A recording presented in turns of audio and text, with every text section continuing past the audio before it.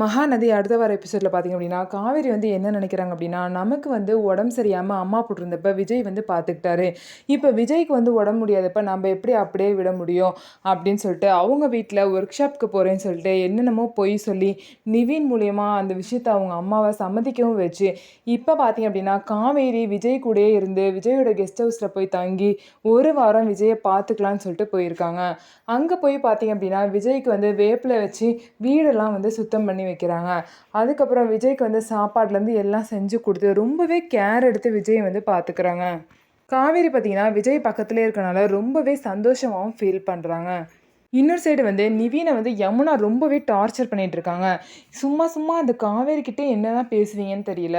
அவகிட்ட பேசுனது மட்டும் இல்லாமல் அவளை கொண்டு போய் ட்ராப் வேற பண்ணுறேன்னு சொல்கிறீங்களே, என்ன தான் அவங்க மனசில் நினச்சிட்டு இருக்கீங்க அப்படின்னு சொல்லிட்டு ரொம்பவே தப்பு தப்பாக வந்து காவேரியை பற்றி நிவீன் கிட்ட வந்து யமுனா வந்து பேசுவாங்க. இதை கேட்ட நிவீன் வந்து திரும்ப வந்து யமுனா ஒரு அறை விட்டுருவாங்க. உன்னெல்லாம் திருத்தவே முடியாது, நீ வந்து என்னை லவ் பண்ண மாதிரி நடிச்சு தான் அந்த கல்யாணத்தை பண்ணியிருக்கேன்னு நினைக்கிறேன். உண்மையாக ஒருத்தவங்களை லவ் பண்ணோம் அப்படின்னா அவங்க மேலே என்றைக்குமே சந்தேகமாக வரக்கூடாது. ஆனால் உனக்கு தொடர்ந்து என் மேலே சந்தேகம் வந்துட்டு தான் இருக்குது. இப்படிப்பட்ட வாழ்க்கையை வந்து நீ எதுக்கு வாழ்கிற, தயவுசெய்து இங்கேருந்து கிளம்பிடுன்னு சொல்லிட்டு கோவத்தில் யமுனா கிட்ட கத்திக்கிட்டு நிவீன் வந்து போயிட்டாரு. யமுனா நல்லா பார்த்தீங்கன்னா நிவீன் வந்து ரொம்பவே வந்து டென்ஷன் இருக்காங்க. அந்த டென்ஷன்லேயும் பார்த்தீங்க அப்படின்னா நிவீன் குமரன் எல்லாமே அந்த பசுபதியை தேடுறத கொஞ்சம் கூட விடவே இல்லை. கூடிய சீக்கிரம் அந்த பசுபதி பார்த்தீங்கன்னா அவங்க 3 பேர் கையிலேயே மாட்ட தான் போகிறாங்க. நம்ம வீடியோ உங்களுக்கு பிடிச்சிருந்தா நம்ம வீடியோவை லைக் பண்ணிக்கோங்க. அதுக்கப்புறம் மறக்காமல் நம்மளோட சேனலை சப்ஸ்கிரைப் பண்ணிவிட்டு பாருங்கள்.